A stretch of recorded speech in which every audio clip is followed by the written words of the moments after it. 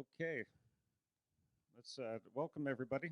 Thanks for coming to the at least the fourth. I think it's actually the fifth if we get technical about it. Membership meeting of DVWA Water Association, and to all others that have come, thank you for coming. And just a little thing here I wanted to plug into us is if I can read my writing here. I'd have to read this stuff. Oh, this is why. There we go. Yeah, I just want to say when people band together, we can all be stronger. So if you're not a member, please consider joining. All the sign-up information is on our website. So to start with, I'd like to start with saluting the flag. If you'd all stand, please. I pledge allegiance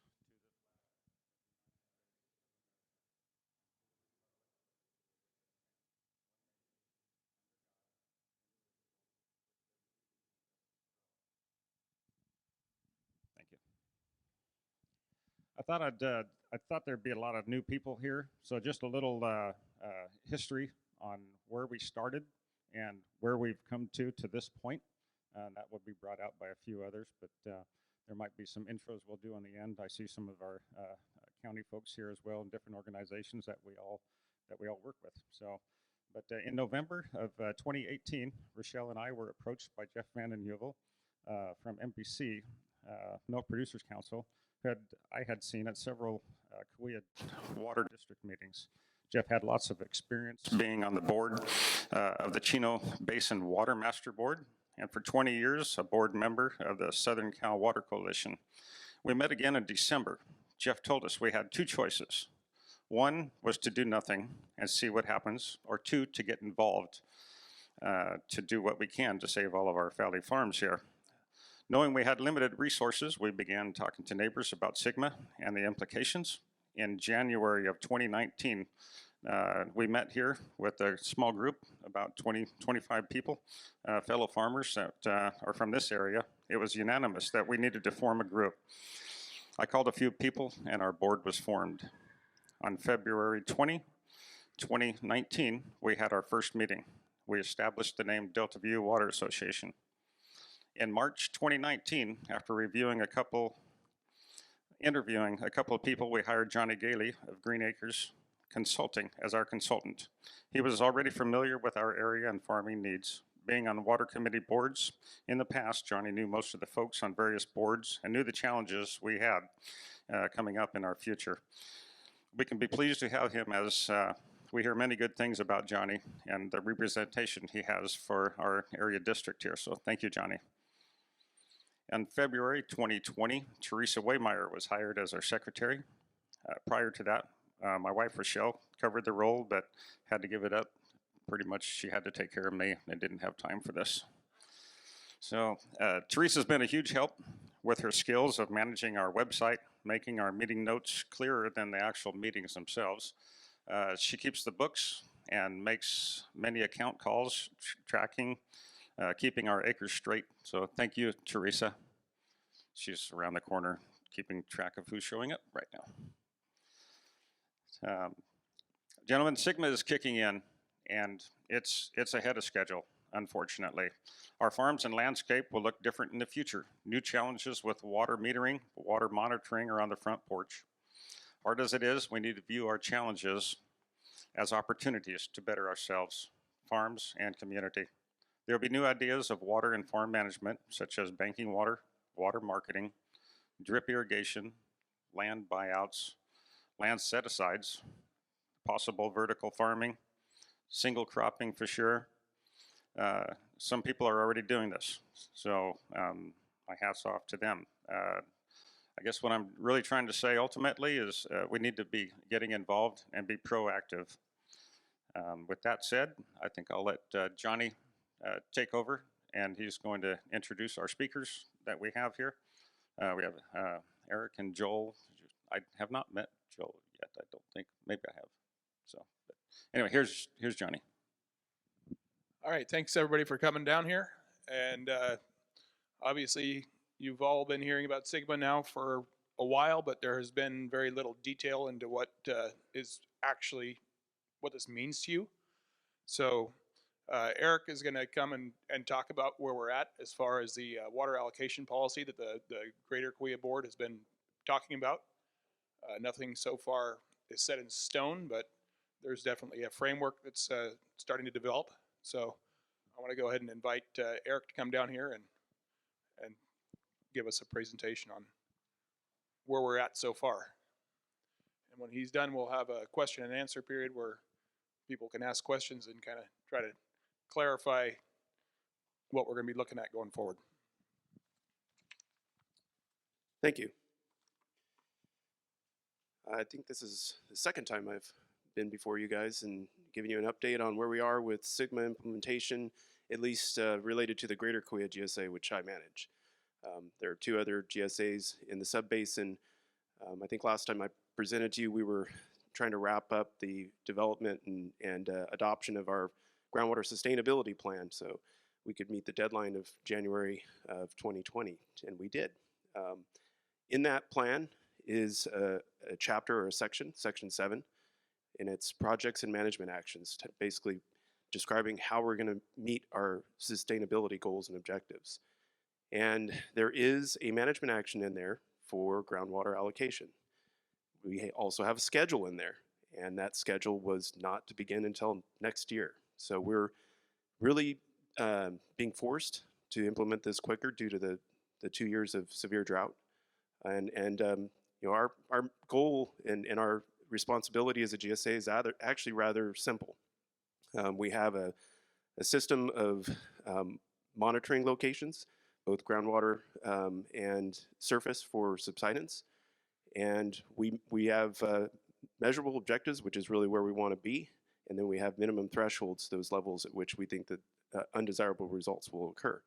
And we have to stay within those bookends.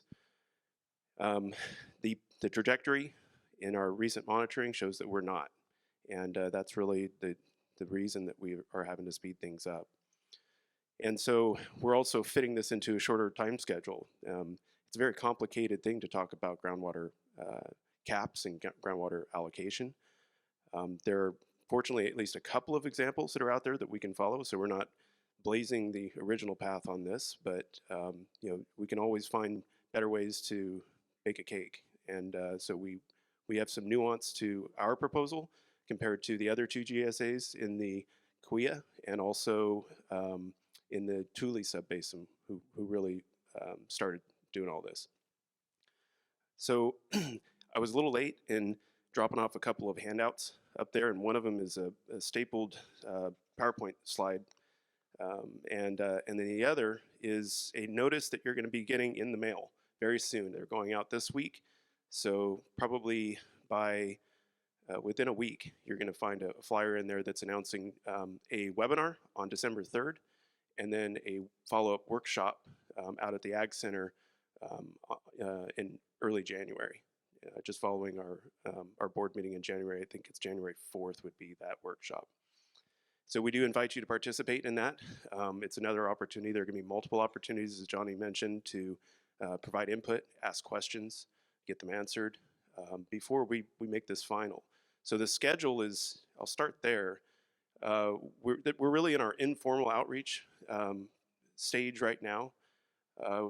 That'll be followed by, in January, a formal 90-day public comment period of whatever we land on at that point. And so it still could change during that public comment period. And then the initial adoption of our rules and regs, which will include the groundwater pumping cap, is going to be in April. Our schedule is different than the other 2 GSAs in Sub-Basin 2. And we've received some criticism about that. We are very concerned that we don't have the technical capacity and also the staffing capacity to really just start implementing right away. Nor do we think that you guys want to see the implementation happen right now. You want to have a chance to understand it, plan ahead for it. And so our current schedule is to not implement until October 1st of next year. Unfortunately, if we have another year of drought, we might be forced to take some emergency action. We don't know exactly what that is. We're considering various options. But that emergency action probably wouldn't occur until we know for sure the water year condition, and that's not going to be until at least middle of March. we are trying to create efficiencies. So at least those who are familiar with the Irrigated Lands program in the Kaweah subbasin, we've reached out to Provost and Pritchard and their subconsultant for that system that's where you log in and are able to input all of your regulatory information to create familiarity and efficiency. You've already registered. It gets us to where we need to be much quicker, we feel. So that's the current path that we're taking. It's unfortunately not ideal for us as the greater Kaweah as it would be for the mid Kaweah, who's entirely, and actually even, well, the mid Kaweah for sure, because they're entirely within the Kaweah subbasin, but we have a large portion, including this area, that's in the Kings Watershed Coalition. And so that's something we're going to have to engage the Kings on to see if we can do something similar. Our pumping cap number is also different. We haven't decided exactly what it is because we're doing our technical due diligence to decide what that maximum amount that you can pump is, because we have to have some confidence in what that's going to do to impact you, as well as what it's going to do to benefit what we're trying to achieve in our sustainability objectives. And so those numbers range. Over in the East Kaweah, they're at 1.65 acre feet per acre is their maximum. So that's their cap. And then mid Kaweah, I believe it is at 2.3, 2.2. And we're starting at 2.5 to 3. We haven't decided where. It's going to be somewhere within that range, though. So we're evaluating those various steps within that range of cap. So the way that the cap works is it's in essentially 3 different buckets. So it starts out with the native supply, which is described in our groundwater sustainability plan, and it's something we had to coordinate with the other 2 GSAs on. So that number is static. It's about the only thing that's not a dial that we can play with, and that's 10 inches, 0.82 acre feet per acre. That bucket is free of charge. It's actually something we anticipated and included in the land assessment that you're seeing on your property tax bills at the present. And then we have 2 what we're calling temporary tiers of groundwater supply. And we don't know exactly, depending on if it's 2.5 or 3, we're going to proportionally distribute whatever that number is on top of 10 inches between those 2 temporary tiers. And then above that, 2.5 to 3 cap is the penalty phase.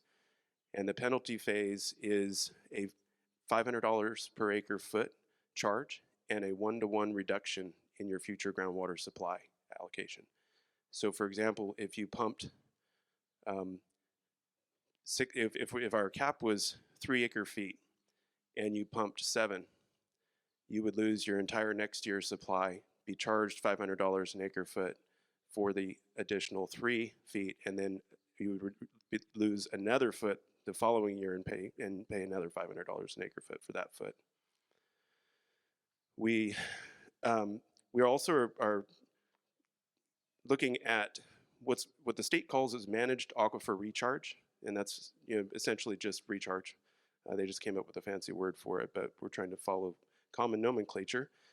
And so that's any intentional activity that you take to recharge. And I know that Delta View has a project that Johnny's been working with us on that's included in our groundwater sustainability plan, and that Johnny's been out actively trying to find water for that project and partners such as the surrounding districts. And so if that were to come to fruition, that would be accounted for completely separately. And then the distribution of that benefit would be up to Delta View. So would Delta View want to distribute it equally amongst its membership, or do it differently? I don't know if that's really been decided, but the bottom line is that the intentional groundwater recharge is accounted for separately.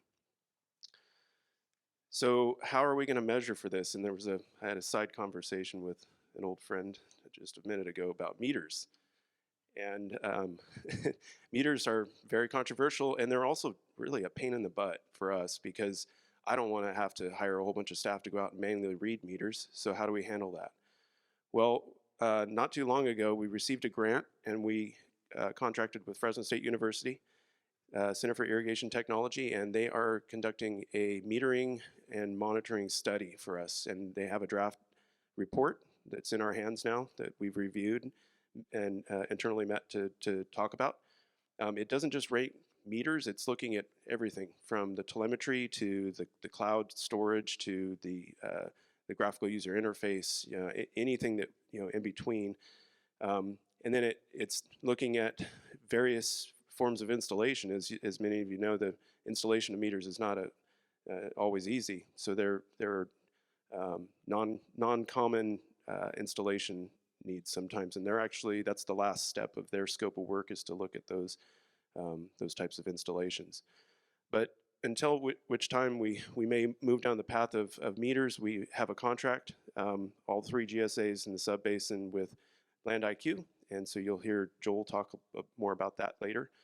But we are one of the newer contractors. The East Kaweah has been under contract for over a year.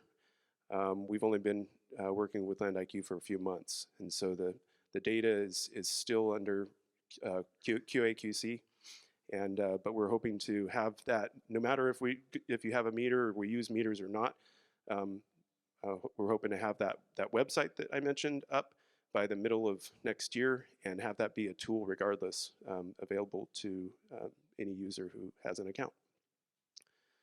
So let's talk about what we're calling durability, which is a synonym for carryover. Durability was a word that was coined in the East Kaweah, and we just capitulated and took it for our own. And then transferability, so that's the movement of your groundwater allocation in space. And I'd like to start by saying that we've been really the theme of all the discussions that we've had up to this point for what the proposal currently is the key word has been flexibility. And so we want to make sure that we find a happy place in between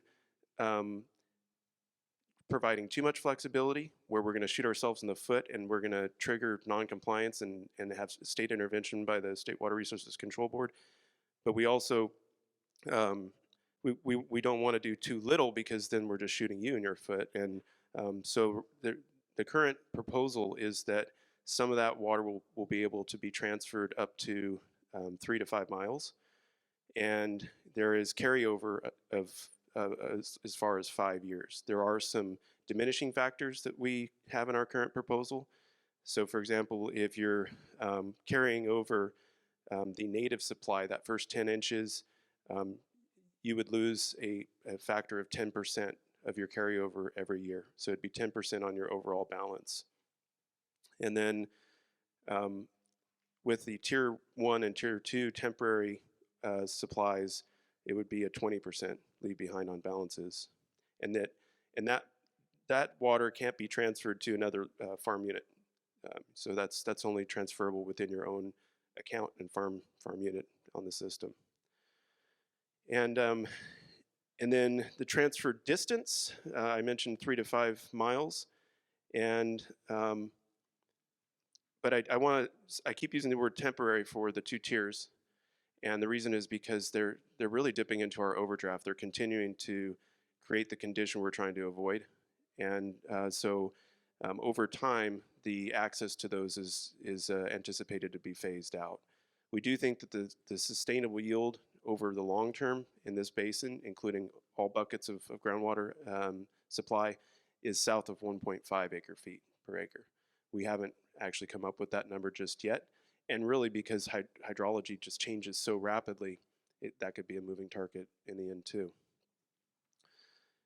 So we're talking all agriculture here. This impacts everybody. It includes the communities. And we did some calculations to see what is the actual impact of, say, a city like Farmersville.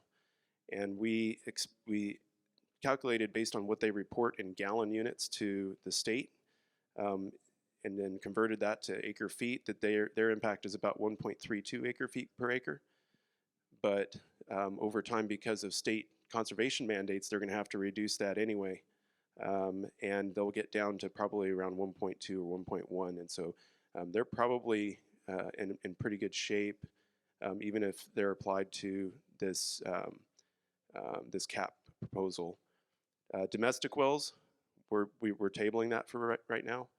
But eventually we're going to have to do an analysis of those too, because they're There's a definition in the act called de minimis pumpers, and that means if a domestic well is pumping groundwater for the purpose of domestic use, and it's pumping 2 acre feet per acre or less, then they're a de minimis pumper, and there's some exemptions there. Most of the domestic wells I think that are out there are probably under that amount, but there are some larger properties with a lot of landscape that might exceed that. And so the board has yet to make any determination on how to handle that in the future. I think that's it. I'll stop here. I've covered quite a bit of ground, and if you have any questions, Dennis Mills is in the back.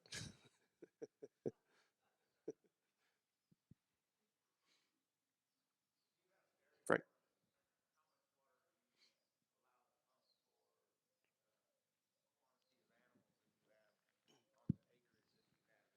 Yeah. Dairy is a real. You can repeat the question. Yeah. Okay. Yeah. So Frank was asking how much you can pump for dairy operation. In summary, well, dairies are I've found are very complicated because you do a lot of recycling, and Joel's product for ET doesn't really calculate for the operation itself. It can calculate ET off of the crops that feed it. So recently, actually, Johnny and Jeff Vandenheuvel had asked to have me sit down with David DeGroot with Four Creeks Engineering, and he has some ideas, and so we're working our way through that right now, trying to. Yes, sir, in the back. Yeah, so we went back and forth on that distance. First of all, we're looking at number of parcels and whether they were contiguous, and then we thought, no, that's silly. Let's just look at a distance, because distance is really tied to what we're trying to avoid, and that is if you pump way too much in one area and you're taking the credit from another area, you can create a discrete issue with your monitoring location in that spot. And so the condition is related to where you're pumping.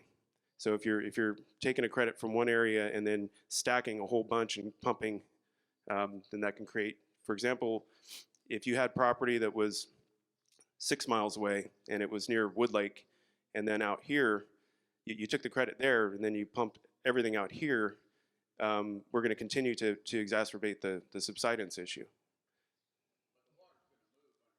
It does, but it moves very slowly.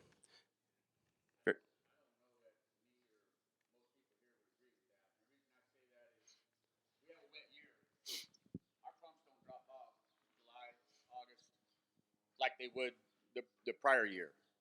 And so how do you explain that if the water's, I've heard twice in your meetings that you guys are saying the water only moves 1,800 feet a year. And I don't think anybody in here agrees with that. If that's the case, why do our pumps come up so fast in a wet year when we're pumping the same amount? Yeah, so it's pretty complicated. In some areas, I would agree it moves quicker. In another, and in some areas it doesn't. I think that was, I don't remember who came up with that number in our meeting, but I do remember that. And we have a technical advisory committee, and it's loaded up with engineers and hydrogeologists that are much smarter than I am at this kind of thing. That's really who we'll lean on to come up with forecasting any kind of impact and to advise us on those restrictions. But we had to come up with, these are more parameters. And so we wanted something that was flexible enough that you could move water far enough of a distance on your farm, but not too far that we're going to create an undesirable result. Okay, the last question I have is in regards to that. I don't quite understand the leave behind if we are transferring water. Can you kind of explain that so we could all understand that a little better, and why that we lose 10% of our water if we decide to move it?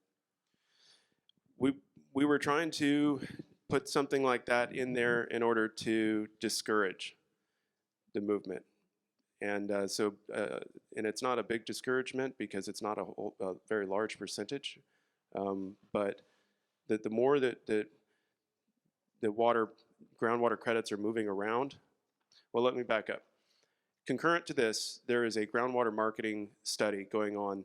It's a grant received by Tulare Irrigation District, and Stantec, I think, is the firm that is conducting the study.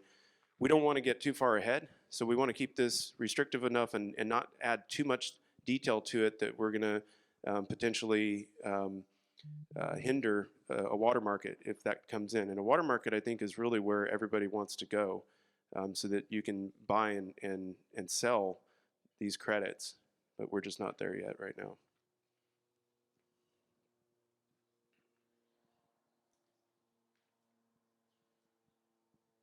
I was going to say only 2 questions. That's shocking.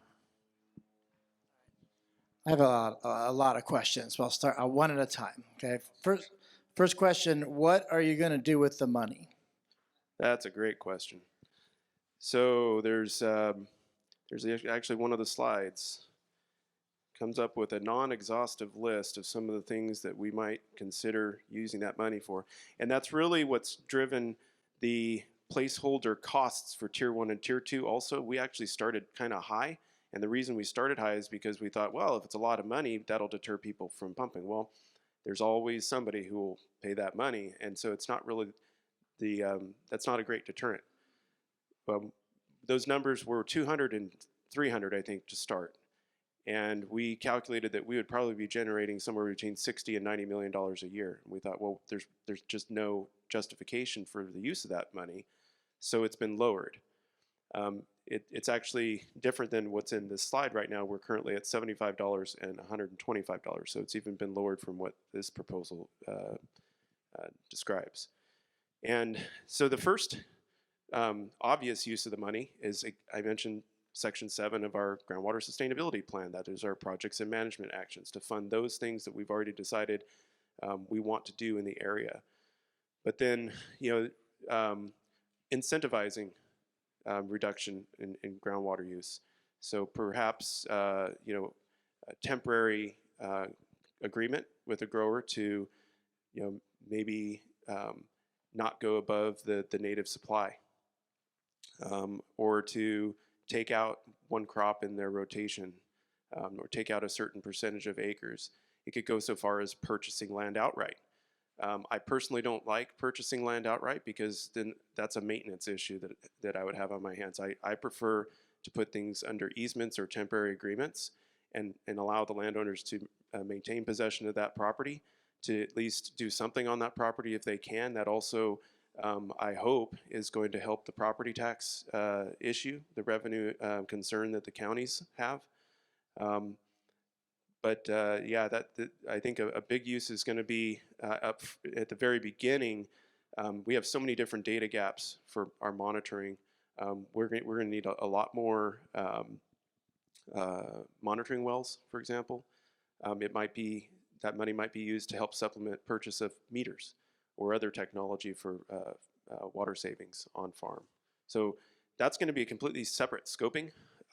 We're going to be going through a Prop 218 process. There will be an engineer's report that describes the need and the use of the funds that we do generate from the pumping cap. And so that'll be a really interesting one that we'll probably be back here asking for your input on that.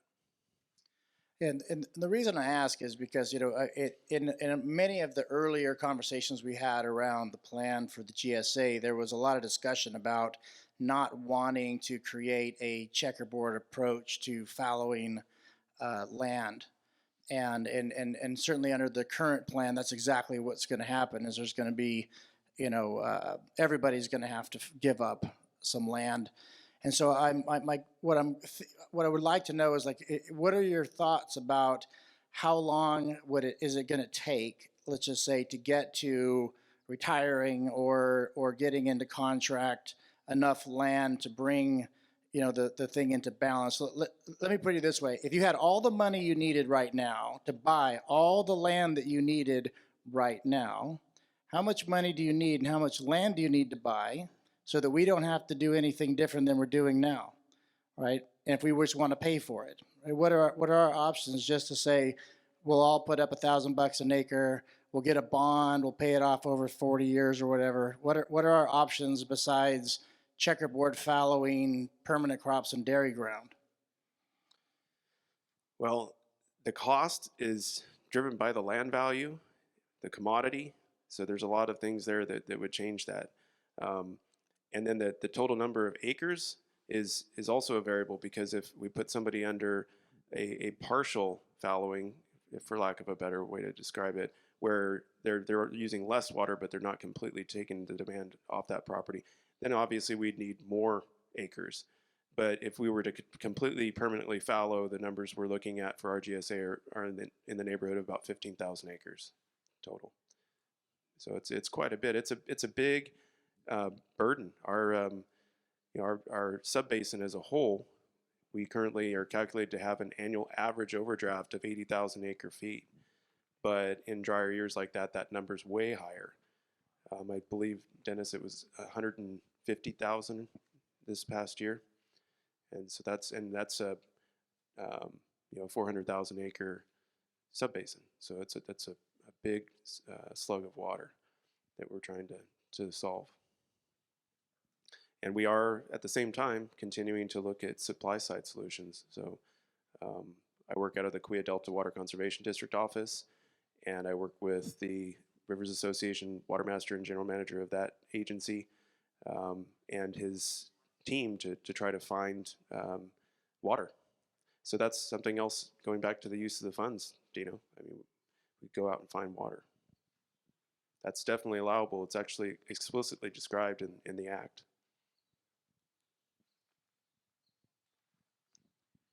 So for those of us who have permanent crops, right? You're still working on trying to figure this out. How are you gonna find me for my 4.5 acre feet that I'm using every year? Well, that's going to be the registration system. So the penalty in that graphic you have in your hand there, that's limited only to how much you pump over the cap. There's going to be a whole lot of other discussion that's necessary for other types of penalties. Non-compliance, if you don't register, if you don't pay, if you don't have the right technology for measurement, whatever it may be, we still have to work on figuring all that out. But we are a regulatory agency. I hate to draw this analogy. It took me a long time to come to terms with it, but just we're a local version of the regional board, and the regional board's pretty good at coming after you, I think.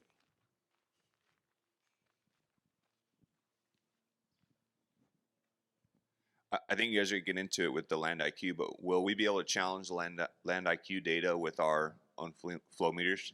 Yeah, we've talked a lot about that within our committees and our board. We really kind of welcome it. There's got to be a protest mechanism for that kind of thing, definitely. But in reality, I mean, we're looking at going with straight ET, and very few people are so efficient that they're a 1-to-1 in their pumping versus their ET.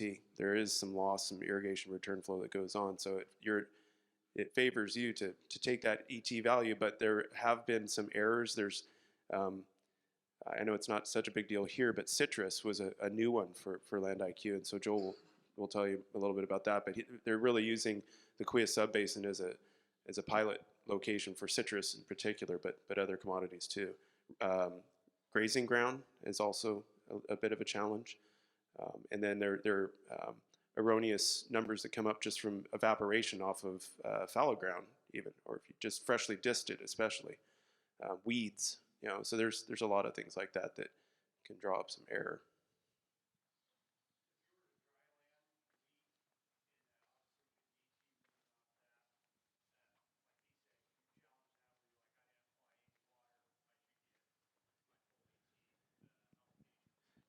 Yeah, so can you repeat the question? Yeah, so he asked if he dry farmed, and then we charge him for his ET, but he didn't use any irrigation water, no groundwater especially. And it's a similar challenge with surface water, because the LandIQ product doesn't care if you used surface water or groundwater, it just notes the ET. So yes, absolutely, and for so many different things, we're really taking the stance that the burden of proof is on the beneficiary. And so if you have the documentation, then you prove it to us. And then how would it work with like ditch company water that you get? Do you get any extra allocation of groundwater for that, or do you get free? You don't have to pay the 75 or 125 for that, and just like the leave behind of 10, 20%, whatever it is, creates a use it or lose it / doesn't incentivize banking as much as it would, where if you could carry that water over. Well, I disagree, because even in traditional banking, they usually factor in a leave behind. So, and I know from my time working in the King Sub Basin, that's exactly what they did. It was usually around 10 to 15% leave behind. Okay, but like what I was saying, the first part of that question with, say I get 100 acre foot of contracted water, surface water, is there any added groundwater that would come with it, like we have in other districts, like a TID type thing like that, where you don't have to pay for it because you're getting the surface water? No, we're separating surface water and groundwater. First of all, GSAs have no control over surface water, so we're really beholden to the ditch companies and the irrigation districts who have the appropriate right to that water to work out a strategy. And so in those irrigation districts and in some cases ditch companies that have service areas, we're trying to create management zones for those, and then allowing their governance, their membership to decide how they want to handle that. So they'd be able to allocate you groundwater if they think it's... Well, that goes into the crediting bucket. So if there was intentional recharge activity, even, for example, if you over-irrigated for the intentional benefit of recharging the aquifer and you had it documented, then we can add that in that separate bucket to what you're allowed to pump. Okay, thanks. Mm-hmm.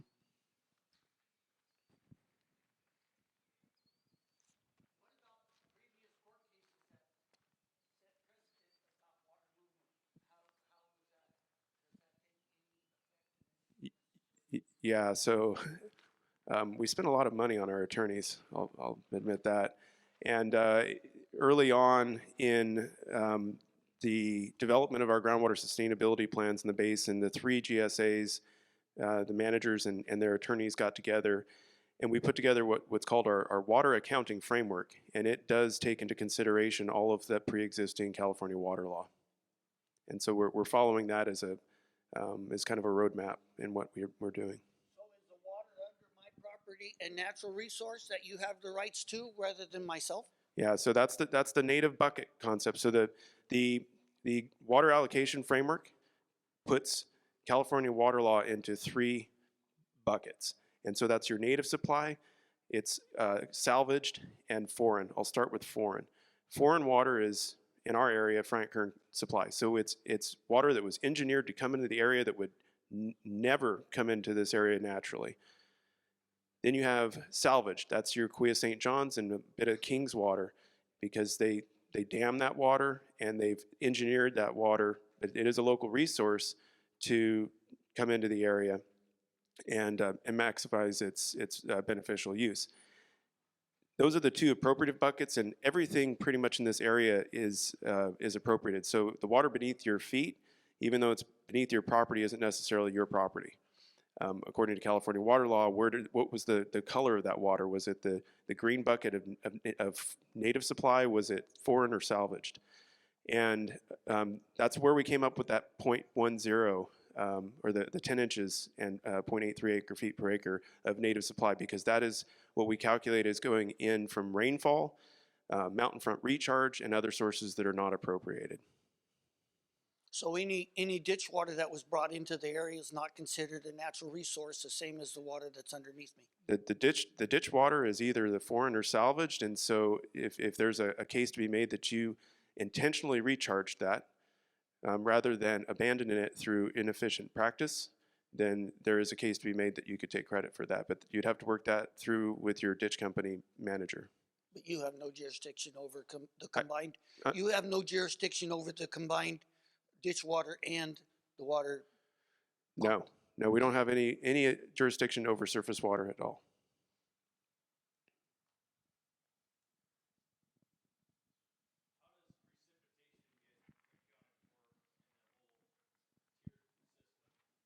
Okay, the question was, how does precipitation get taken into account? That's your native supply. So anything that is, we basically bifurcated effective precip and then, looked at how much of that precip is actually making it into the aquifer. And then it's treated like I mentioned, mountain front recharge too. So that's your streams and rivers that are before the point of licensed diversion. And so anything that's occurring there is a common supply or the native supply. But it is going to be interesting because rainfall is one.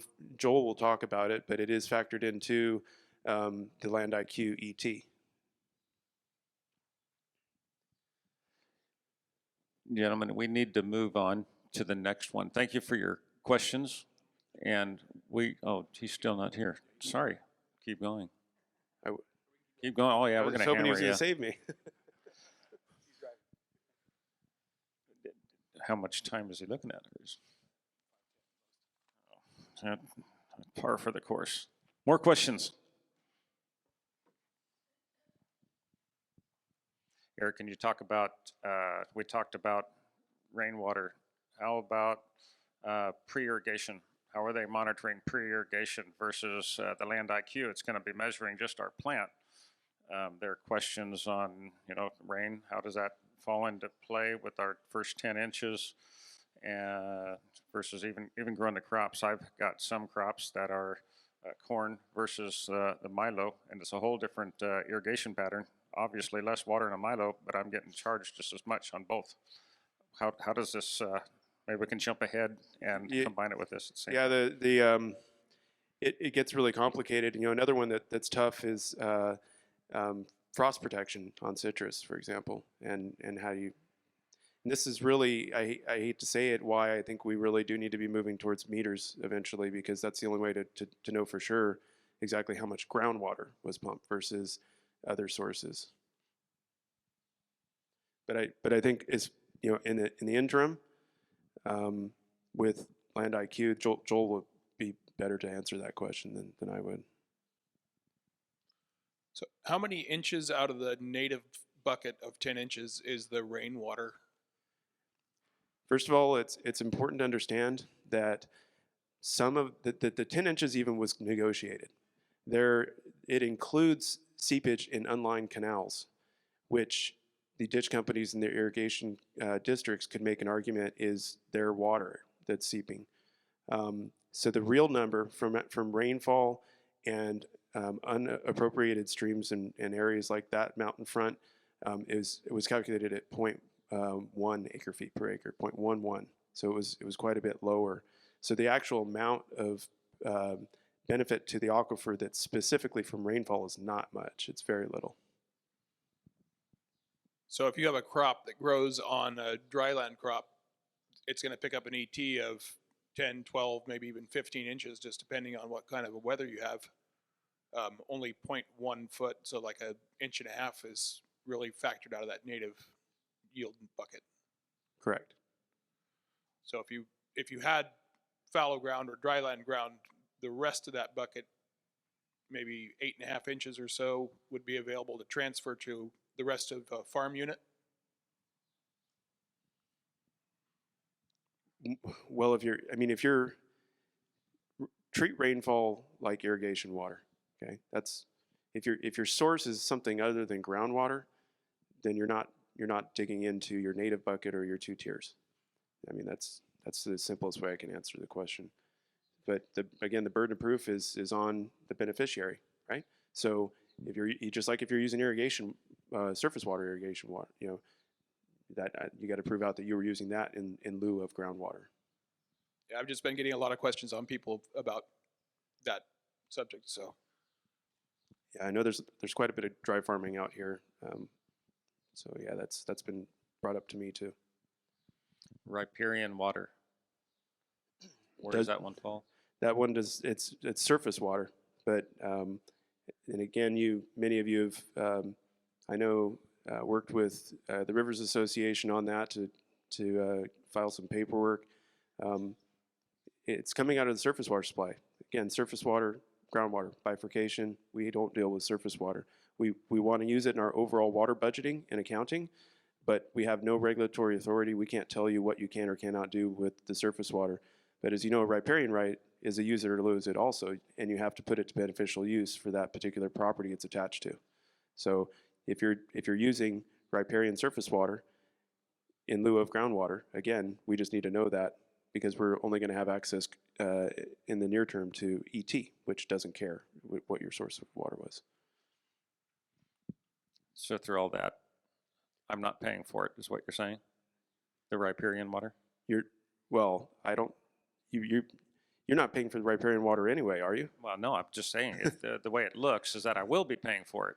That's why I'm asking that question. So No. okay.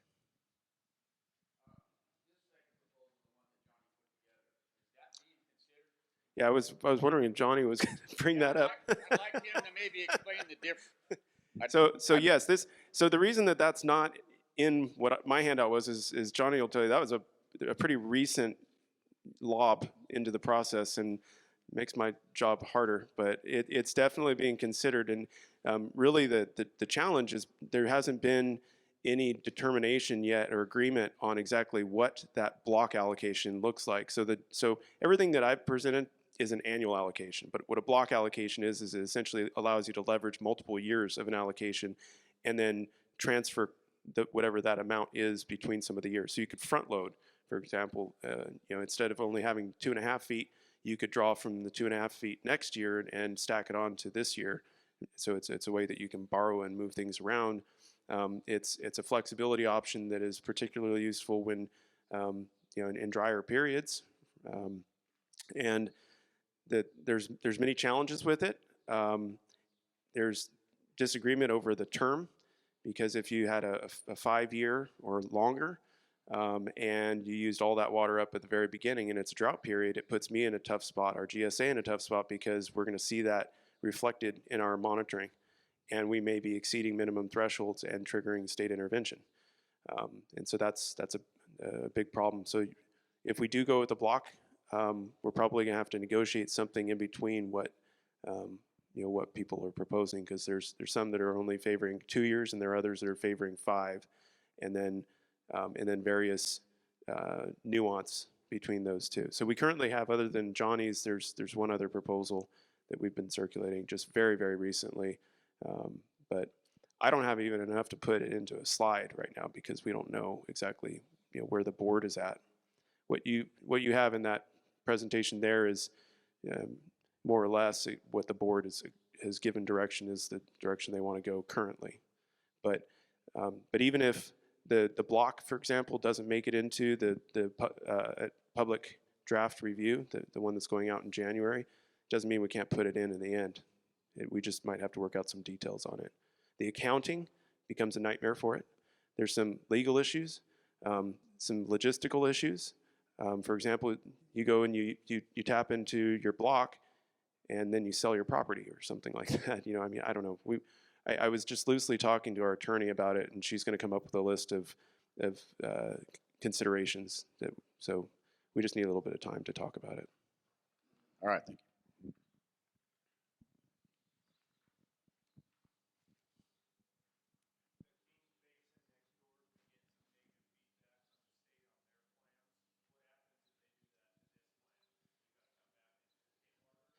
Yeah, that was the Tulare Lake Subbasin, actually Kings County area. Yeah, there's been a number of letters that were kind of premature, I think, coming out of the state board, and that's probably what you're talking about. We don't know. I mean, what we're hearing is that there's going to be a couple of more letters like that are going to go out. It doesn't sound like the state board's going to do that to everybody. And my personal feeling is that if we don't already have one, we weren't a priority, which is a good thing in this case. I think, and I've heard DWR even say that everybody's going to probably have a review that includes some conditions that they're going to like to see changed. Once that happens formally, we'll have 180 days to make those corrections. But you're right. I mean, absent having an approved plan by the state, we're stuck between not knowing and not having the luxury of sitting on our hands and not doing anything until we know.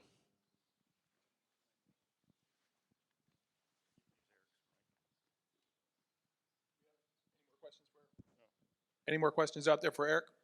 Come save me, Joel. All right. Oh, total acres in the GSA. 220,000 of the 440 in the subbasin. We're pretty much exactly half. And on that spreadsheet, there's a number of irrigated acres based on the LandIQ polygon data.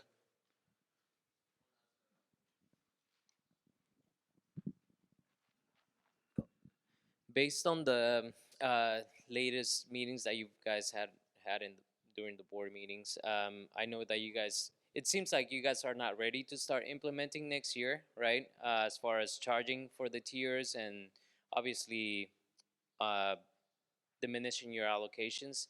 But the latest meeting, I know one of the guys mentioned that they're not going to be charging, but they will be taking the allocation for the following years if you overuse next year. Is that changing? Is that staying the same? No, we're not going to do things retroactively. I think we pretty much decided that that's not going to be the case. What you may have heard is we were saying that we're going to keep track using Joel's product, and we're going to maybe come up with dummy invoices or documents, reports for your particular use, just to give you an idea from this previous year, or even years earlier, of what would have occurred if we were enforcing. Okay, thank you. All right, we're going to open up for question and answers to everybody after Joel speaks, so you might get tagged again, but for now you're saved. And I'd like to introduce Joel Kimmelshue. He's the owner of LandIQ. He's developed the satellite ET software and algorithms that are going to come up with the numbers that eventually we're going to be build on. So I'm going to let Joel explain how that all works, and then you can pepper him with all your questions. Thanks a lot. Again, happy to be here. I just rolled in because Johnny and Janessa kind of double booked me, and I was over in Woodlake doing the same thing over there, but I'm glad there were no police officers on the road out here on my way. Again, I'm Joel Kimmelshue. I'm with a company called LandIQ. We're a firm of about 35 people. We're a small business out of Sacramento. The work that we do centers on what we call land-based sciences. And we're a kind of dual-pronged technology company. Okay. I want to back up for a second. I grew up in Butte County. I'm the fifth of 5 kids. We have a family farm up there. We grow up there, we call them almonds, walnuts, and some row crops. Farm's not big enough for everybody. I'd probably be farming. Besides, I set siphon tubes and changed sprinkler pipe for 13 summers with no money. So I decided I'd go get an education. So I love agriculture, but I am an objective scientist, and my firm is an objective science firm. We're not an advocacy firm. The work that we do are centered on trying to do the best job we can to estimate as accurately as possible on a monthly basis how much water every field in our area that we work in evapotranspires, or how much water it evolves off into the atmosphere. When you think about a water balance of a field, right? You have applied water. That's what you irrigate with. You have rainfall. Those are your inputs. What are your outputs? Evapotranspiration out the top and deep perk down the bottom. That's a very simplistic way to talk about it, but that's basically it. We measure the evapotranspiration out of the top. It's the biggest output of water. Our firm is centered on 2 technical disciplines, land-based scientists, of which I am one of. I went to Cal Poly for my undergraduate and then did some graduate work back east and came back to California and have worked here for 25 years. We are the contractor that maps every single agricultural field in California for the state California Department of Water Resources. That amounts to about 440,000 individual fields from Mexico to Oregon, Nevada to the Pacific Ocean. A fundamental tenet of that work is called ground truthing. I'm going to talk about crop mapping just for a second here, but that plays into what we do when we do our ET work. And so to map crops, how do we do that? We we delineate every single field and the irrigated footprint of every single field in California. Again, about 440,000 individual fields. Average field size in California is about 31 acres. We map the fields 2 acres and greater, 60, 70 different crops. And our accuracies are 97.6%. How do we know that? We do this through ground truthing. We drive about 15 or 16,000 miles every year back and forth across the state of California. Sometimes I'm driving and we'll have 2 people in the vehicle with iPads and we're dropping points on the iPad. Almonds left, wheat right, pistachios left, pistachios right, blah, blah, blah. We do that. We capture about 13% of the irrigated fields in California. Avocados, we do Central Coast, we do lettuce, we do everywhere. That ground truthing allows us to create what we call a fingerprint, a digital fingerprint, if you will, of what an almond orchard looks like, or what a wheat field looks like, or a cornfield. If you have 6,000 almond orchards that you drove by, you dropped a point, you know it's an almond orchard, you look at the textural and structural differences in that imagery to create a digital fingerprint. Then you dust what I call the rest of the crime scene. I don't mean that derogatorily, just as the analogy I use with a fingerprint. To say, okay, how well does that almond fingerprint that we created match where we didn't drive by? And then we create a walnut fingerprint and every other crop fingerprint. And we hold back some of that ground truthing data. And we do that on purpose. We say, oh, we never drove by it. Now let's put it in our remotely sensed models, see what they predict, what fingerprint matches best. And then say, ah, yes, but we did drive by it. So what did we predict versus what did we actually observe? And the comparison of those two are about 97.6% correct. When it's wrong, we don't confuse almonds for carrots. We'll confuse almonds for peaches or something like that. But when we confuse things, those are crops that are very similar. And usually they have very similar consumptive use. So you can even assume that the estimates that we provide for the ET, or the consumptive use of those crops, because we integrate in that crop mapping, is even higher yet. Okay, so that's an example of crop mapping, ground truthing, fundamental to what we do. Now let's break over to ET. So because we believe so much in ground truthing in ET, how do we ground truth the estimates of each of those fields that we've delineated and we know what's there?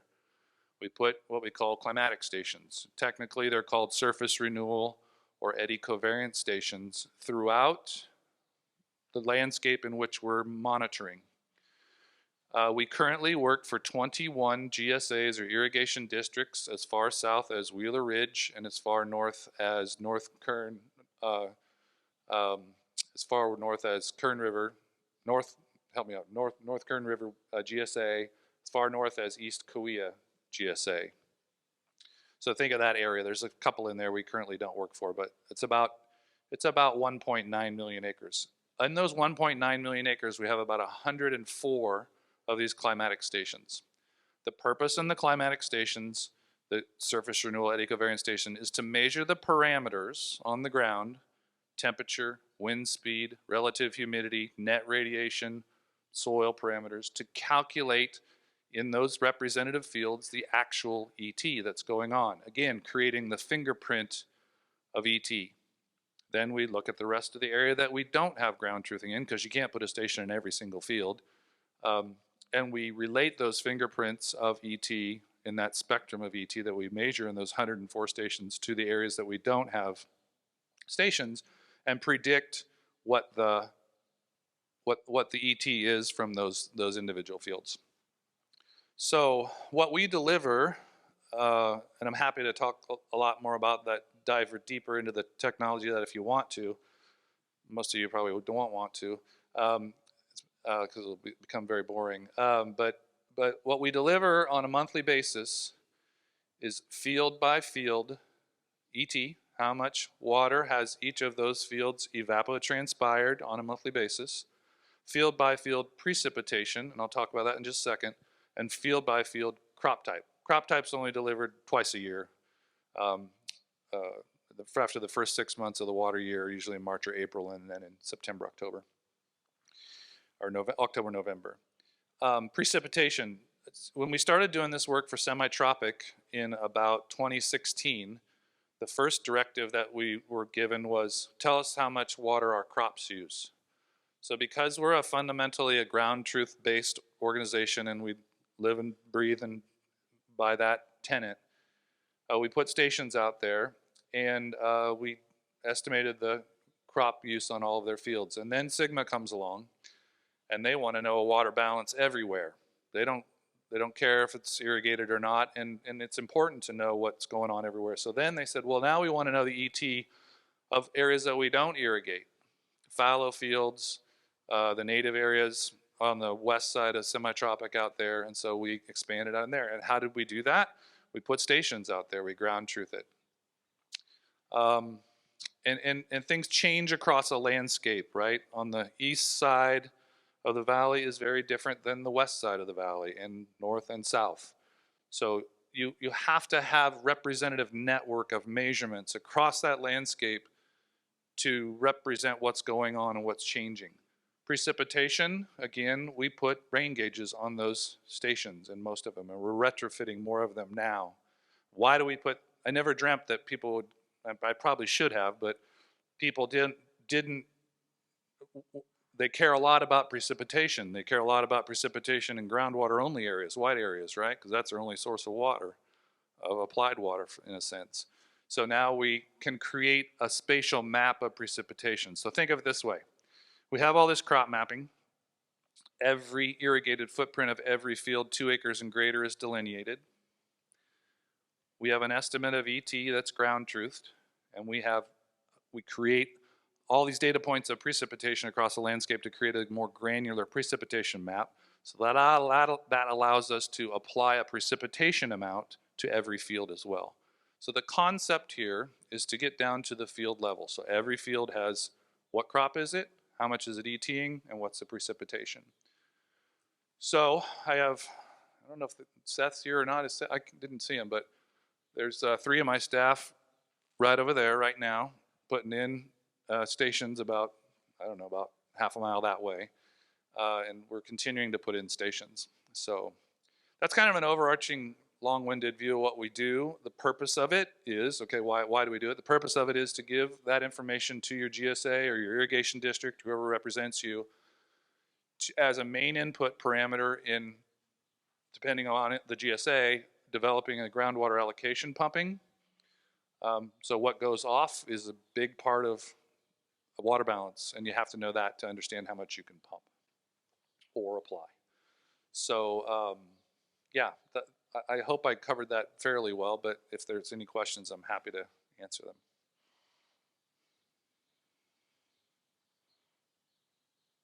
Dino.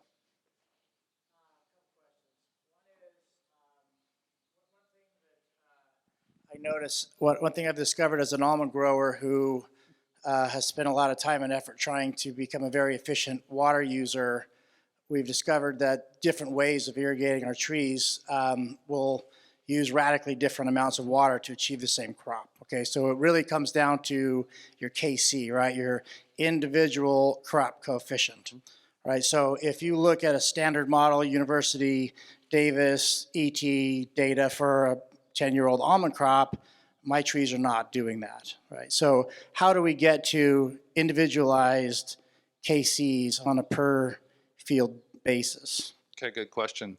So the traditional and way that people have been estimating crop evapotranspiration is reference crop ET times a KC gives you a crop ET.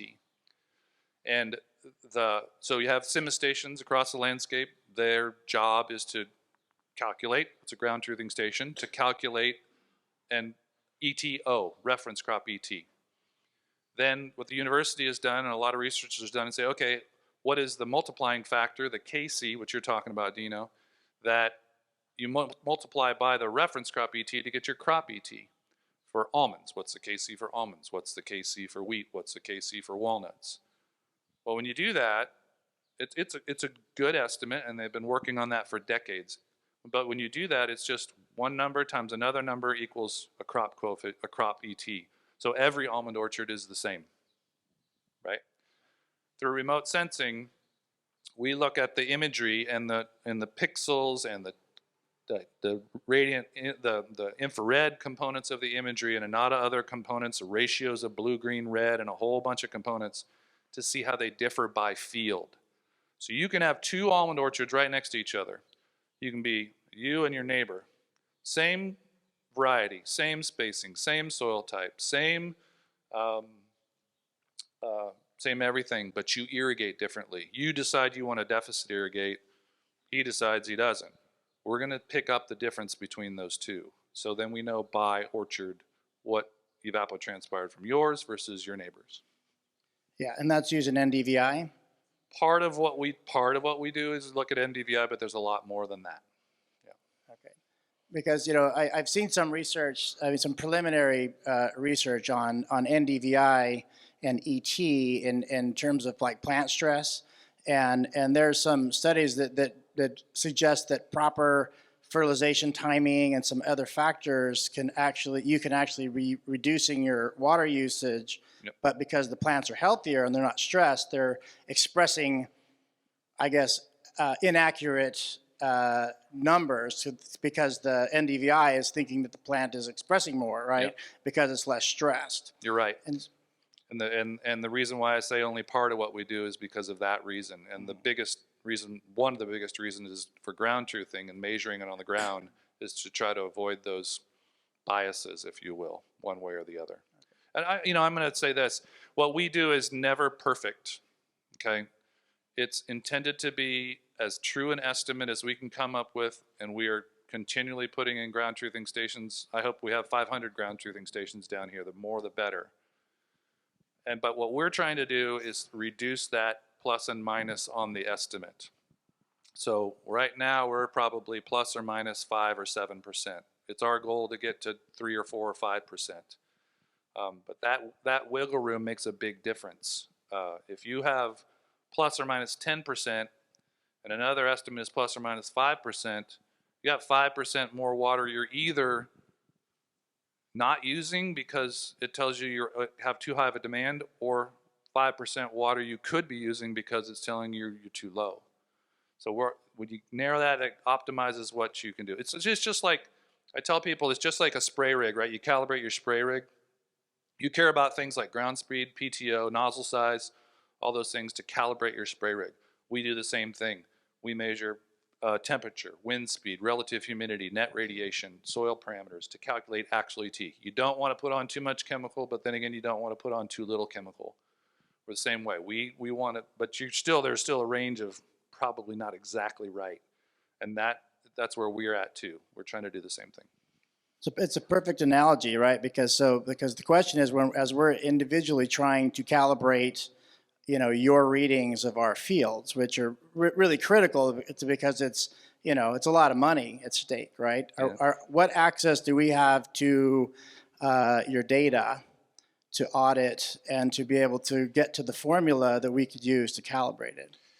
So I'm going to point you to your respective GSAs. First off, because we kind of view ourselves as data wholesalers, right? And each GSA manages and interprets and uses the data differently. For some of the cooperating growers that we work with, we share our data with them. But I'm fine with it as long as your GSAs and how they're managing it are fine with it. I don't have a problem with it. Thanks.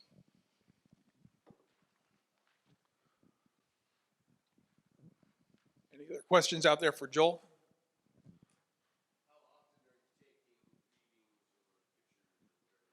So the ground truthing data is every 15 to 30 minutes, depending upon the parameter. And that is all telemetered to our servers in our office. And we set flags on, and I'll talk about the imagery in a second. We put flags on those data. So like in the summertime, we may put a flag on data, say, if we're reading something that says 120 degrees, we'll say, whoa, that could happen, but is it probable? So then we'll see those flags and it'll flag us and say, take a look at these data. So we have a whole QA/QC component of those data and what we would expect. Another reason to have multiple stations out there is, let's say a station goes down, right? Or an instrument breaks and we can't get out there for 2 days.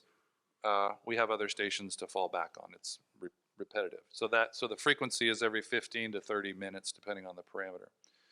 Imagery, we use mostly two sets of imagery. We use an imagery called Landsat that happens every about 16 days, although they just put up a new Landsat called Landsat 9, which will split the difference. So we'll have Landsat 8 and 9, so it'll be probably around every 8 days. And we also use an image resource called Sentinel, which is about every 5 or 6 days.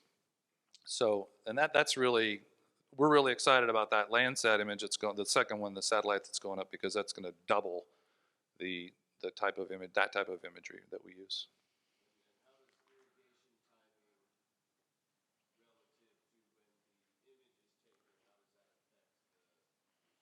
So if you don't have ground truth, yeah, so the question is, how does irrigation timing relative to when the image is shot affect things? Is that right? The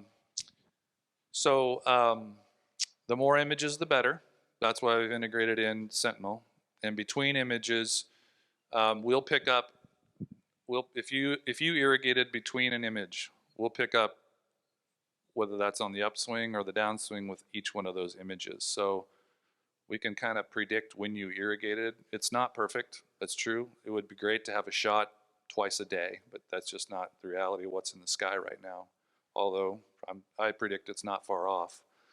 But if we have an image every 8 days with this new satellite up with Landsat, and one every 5 days with Sentinel, you could have as many as 8 or 10 images a month. So you could have we will have an image shot every 3 days or 4 days. Let's not be greedy here, 4 or 5 days. So, but the difference in between those two image shots is an interpolation of between those two image shots. But but the point, one of the real values of having ground truthing, let's say it's cloudy for 2 months, and you have an image, let's say it's cloudy from December and January, and you have an image on November 20th, and you can't see through the clouds for 70 days, and you have another image on January 10th. That's a long time to be interpolating between, right? Because things go up and down, things get hot, things get cold, but otherwise you just kind of have to, it could be colder than normal, it could be hotter than normal during that time frame. The ground truthing stations that we have allow us to fall back on those actual measurements on the ground. Okay, was it really hotter or colder during that time frame when we couldn't see through the clouds? And another reason why we use Sentinel is because those kind of can see through clouds. So, smoke is an issue. Yeah, it is. We delayed our, I think it was our September or August September or October August or September deliverable because we worked on it for another week because of the smoke. We wanted to tighten it up. So, yeah. So if your readings are every 16 days, if we harvested our crop on the 15th day, when that satellite came over on the 16th day, you'd essentially get no charge because you read it here and then you read it here and there was no crop, so I'd get 15 days for free, right? Is there a way to know when the schedule of the satellites are? You're thinking ahead. That's good. Yeah, yeah. I'm not going to answer that question.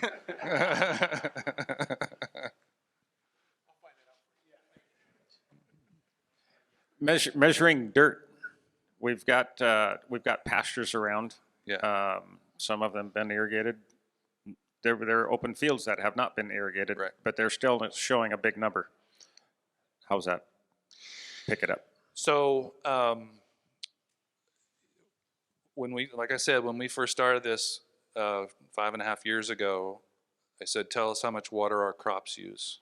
And then they said, now we want to know everything. So now we need to monitor fallow ground.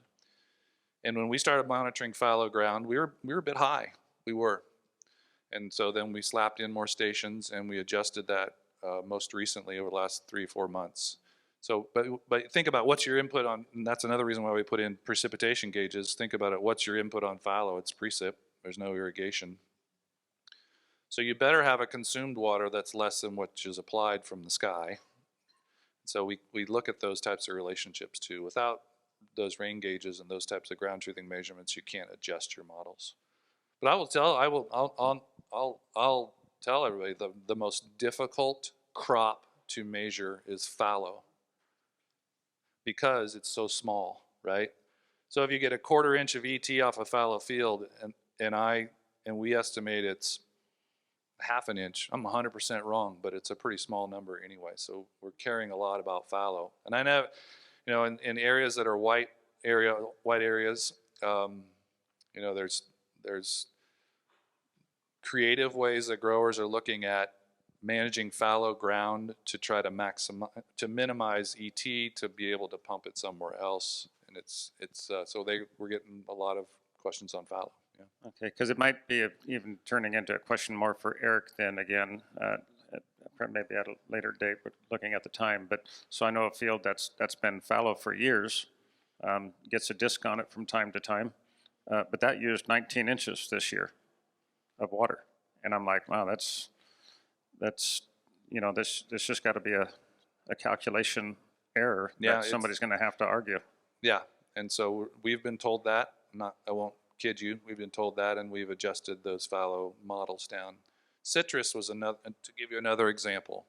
Citrus we were a little bit high on citrus, and so what we did in our model, we created what we call a citrus mask, and we analyzed citrus separately. And now we've created a fallow mask, and we're analyzing that. Fallow is tricky, though. One grower came to me and said, my fallow numbers are too high. And I said, well, let's look at your field.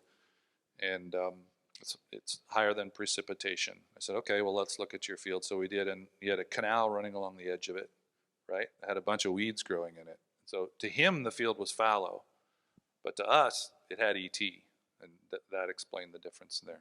But yeah. Okay, so somewhat people are maybe having an issue with when you look at the two different programs that we're using. When we look at pumping water and using meters, we know our goal is just sustain our underground water. But if we're not pulling it up, isn't that what's saving it down below? So that's where some of these questions are coming into play now, and it's going to be in our pocketbooks. So yeah, I understand.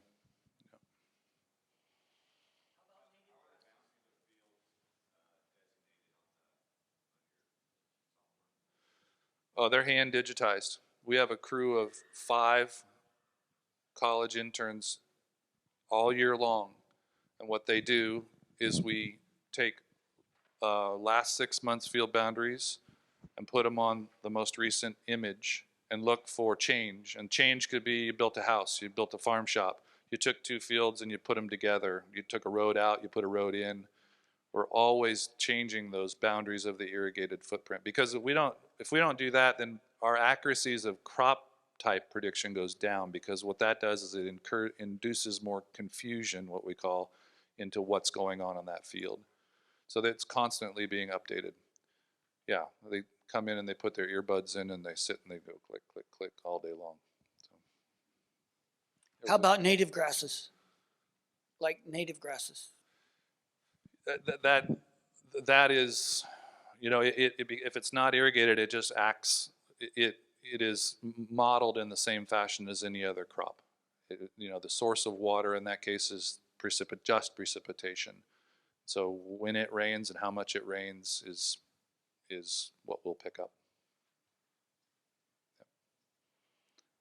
Yep. So then the native allocation water, what kind of credit can we get for that? Or is that the question for the other fellow? I'm going to defer that question. Yeah. Okay.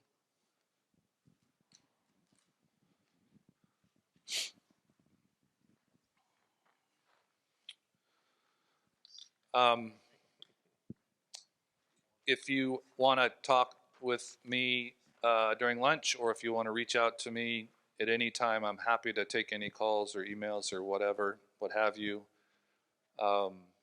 You can Google LandIQ and find me, or you can talk to one of your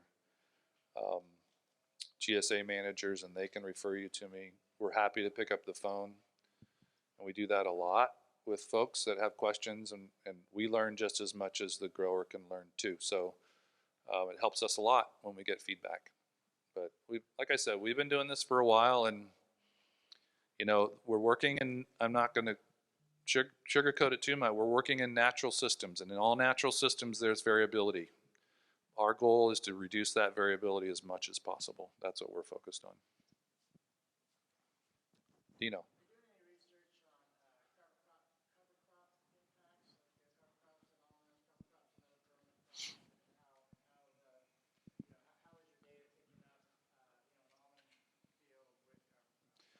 So I'll go back to my analogy with you about the two orchards side by side, right? And you're the grower says, I'm going to put in cover crops, and I'm going to irrigate them. So I'm going to have full orchard floor irrigation. Maybe your neighbor says, I'm not going to do that. I'm going to spray it down, nuke it, and not have any. If that cover crop is using water, we'll pick it up. But you have to be providing the water for it to use in the first place, right? And it'll be a difference between you and your neighbor. We have some NRCS people here representing. You guys have anything that you might want to add to like healthy soils in that conversation right there? How that's being handled? Because we're being asked to do healthy soils from you guys, and we're going to be charged on the other side. So we have an oxymoron going there. Tony, and thank you for the invitation. My name is Johnny Silosnoff. I am the district conservationist in Madera County, acting like the district conservationist in Fresno County. And on Monday, I will be the assistant state con for field operations for the NRCS. So my territory will go from Fresno County down to Kern County, up to Sacramento County, and all of the hill country. So nice to be here with all of you. And I also am a farmer in Kerman, grow cannery peaches, grapes, and pistachios and almonds. I think to your question, we do have a healthy soils program, and my question would be, how are you guys going to address cover crops? If landowners are planting cover crops, we know that it builds the integrity of the soil. We know it helps increase the water holding capacity, but it sounds like you're going to be docking them for actually growing them, or somebody's going to dock them. Again, our job is to pick up how much ET comes off of that parcel or that field, right? And as I mentioned with Dino, if it's got cover crops and you're choosing to irrigate in a way to support those cover crops, we'll pick up that ET. Now, whether that stores more soil moisture for future use, that's true. That happens, but I get this question a lot. It is kind of an oxymoron in a sense. It does obviously evapotranspire water, so it has to have water there to evapotranspire.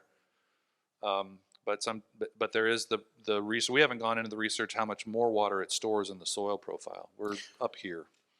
But what if we don't use irrigation water to grow our cover crops? So what if we only depend on rain? Because typically we have a 6-inch rainwater. What if we grow it strictly on rainwater? We pick up ET regardless of source of water. So, yeah, and you can subtract out the ET as attributed to rainfall by knowing how much rain that field received with this kind of spatial map of precipitation.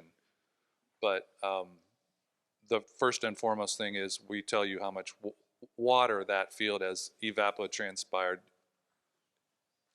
irrespective of the source of the water. Okay. If you have a meter on the edge of your field and you have a pump, if you have a surface supply and a pump with a meter on it, then you have a measurement, so you have a ratio of how much you got from surface supply and how much you may have pumped and how much came from the sky. You can attribute the total ET to each of those sources, but it depends on when it happens and what ratio that was. Okay, all right, thanks. David, you want to say anything? Thanks again.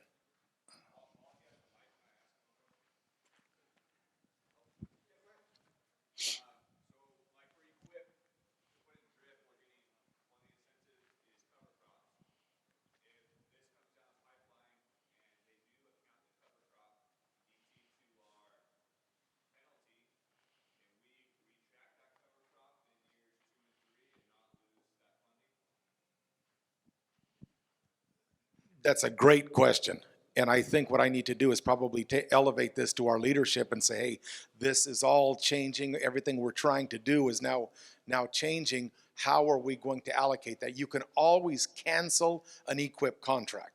Okay, in some cases there would be penalties, but you know, if it's a case of having to protect another resource, I think we'd have to look at it, you know, differently. So I will take that question to leadership, to our programs, and see what we could do about it. Thank you. Looks like we just lost a bunch of funding right there. Sorry.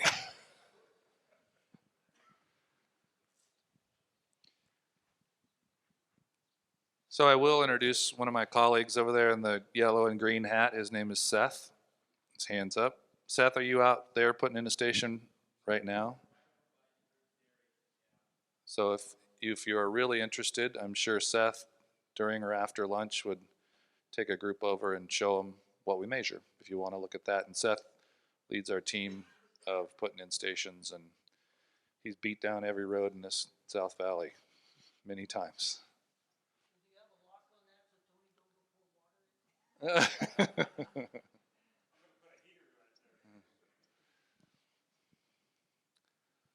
Any other questions?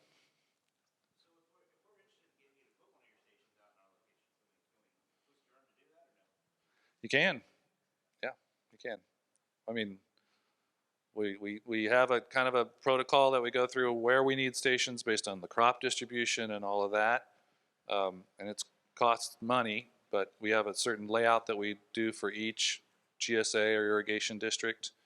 But we recognize that land use changes too, and we will move stations if all of a sudden a bunch of orchards went out and we don't need as many in the orchards, we'll move it to somewhere else. Or if we recognize, hey, it'd be nice to have another station in alfalfa, we'll go hunt down an alfalfa grower and put one there too. They're not set in stone. That these guys are out there a lot, not moving so much, but adding and thinking about, you know, where things are.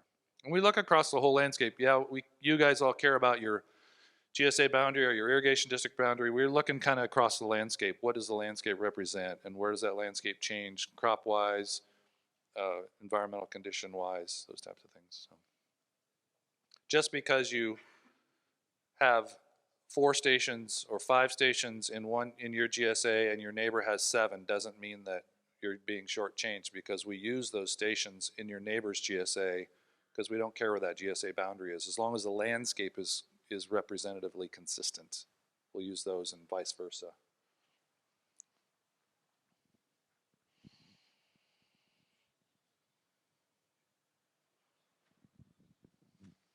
As far as the information, and that's probably a combination of greater Kaweah, is how do we have access to that information? How often are we going to see new numbers?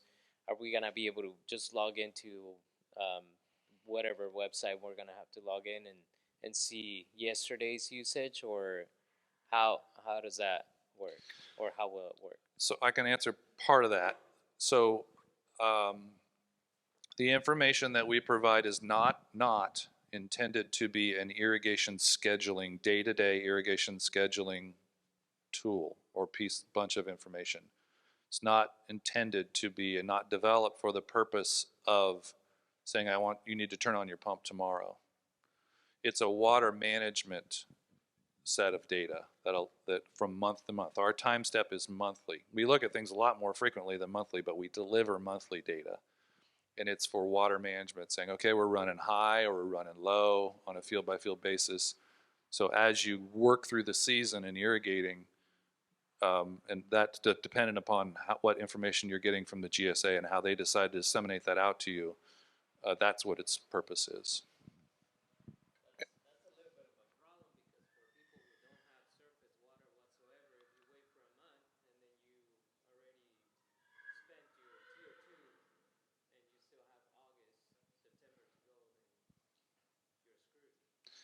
Well, I'm going to defer that to these gentlemen.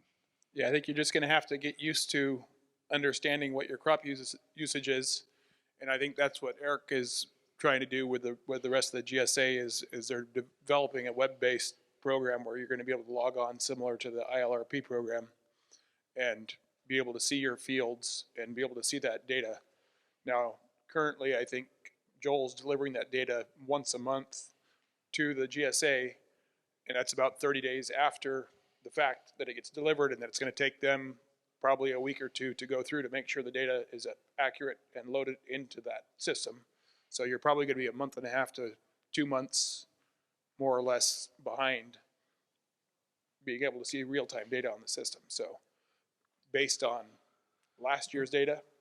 But you can do a fairly decent projection, like Johnny's talking about. You know when you're going to ramp up and what each month should be, and you'll know what you spent or used the last prior month, and so you won't be exactly right, but you can do. And if it's hotter, my gosh, it's a hot month, you might want to up that forecast a little bit.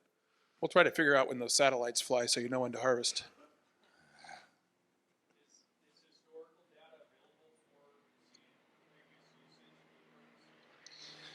So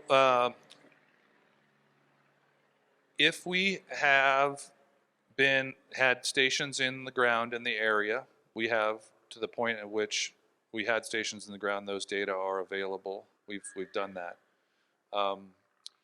Because our methodology is what we call data driven, it's driven by the measurements that we create on the or measure on the ground.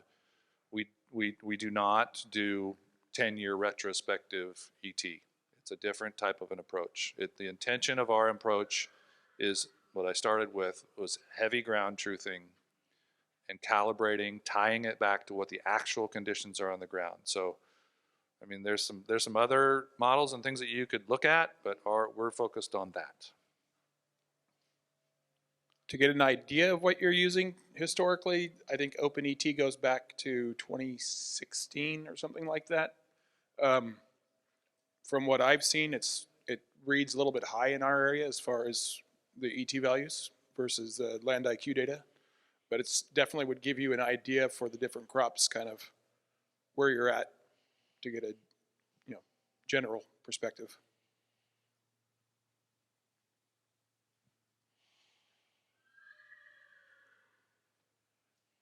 And if there's no other questions for now, I think it's about time for lunch. I'll hand it to Tony. Yeah, so there are more things that are being worked on. This isn't it. This isn't the end of our doom and gloom right here. We are still working on state water projects. The blueprint is still busy being worked on. Canal projects might become viable. Without water, we can do all the projects we want, but we definitely need to get a hold of water. So that is being worked on. I don't know all those details. We don't really have time to go through all of that today. But I did have just one little thing. It's something that I have to get used to, and my mind doesn't quite process it good enough. But everything has an acronym. Who knows about the RCIS? The county guys, there we go, or the water guys, so good. It is the Regional Conservation Investment Strategy from Kaweah is the one that I picked up on. It's a committee which will develop a vision of an integrated landscape that supports the local ag economy and important wildlife habitat while sustainably manages water supply. I just wrote that. That came straight out of their website. You can look it up. But one of the goals here of this group is to be at the table with these groups. There's more of them that are going to be popping up, and we need to have a voice that's there. So that's why we're all here. We're having a voice with all these water issues that are happening right now. So I'd just like to thank everybody that's been getting involved. And with that, the only thing I would add is that this is your group. This is your Delta View Water Association. If you have things that you feel are important or want to bring to our attention, or something that you can add or think we're doing wrong, please get a hold of one of us. Our names and numbers are all on the website. So thank you for that. And we're going to have a lunch over here. I'd like to say thank you to Farm Credit West for supplying a lunch for us today, and also to Grill in the Shed, who prepared it for us. Thank you guys over there. And I'm sure the line will speak for itself, but shall we have a word of prayer before we eat? Our Heavenly Father, Lord, we just thank you for being our leader. We thank you for being our God. And Lord, as we face so many new issues in our future, we get worried about it, but just to help us to know that you have everything in control, and you will always supply for all of our needs, maybe not when we want it, but definitely when we need it. So we thank you for being our leader. Thank you too for this food, the fellowship that we can have, and just for the life of farming in general, Lord. We are so blessed. So we just pray that you be with us too on our homeward ways. This we pray in your name. Amen.